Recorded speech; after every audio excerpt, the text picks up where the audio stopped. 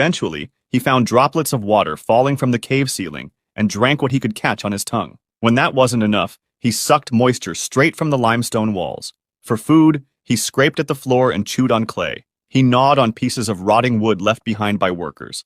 It was barely digestible, but it kept his stomach from tearing itself apart. He found old plastic tarps and wrapped them around himself for warmth, crawling into corners to rest. But sleep was chaotic. Sometimes he would wake up convinced days had passed. Other times, he would wander for hours in a fog, unsure whether he was awake or dreaming. His mind began to fracture. He heard voices that weren't there. He thought he saw faint lights in the distance. But sometimes he also found himself drifting into calm. He would sing quietly, letting the echo of his own voice comfort him. By the fourth week, his body had wasted away. He had lost nearly a third of his weight. His beard was long and wild.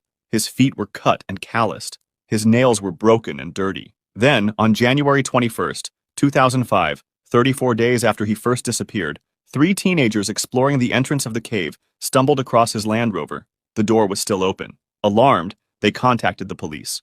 A search team entered the tunnels with proper gear and powerful lights. After 90 minutes of searching, just 600 feet from the entrance, they found Jean-Luc curled in a corner. He was pale, skeletal, and barely able to speak, but he was alive. Rescuers carried him out and rushed him to the hospital. Doctors were stunned. Despite dehydration and starvation, he had no lasting injuries.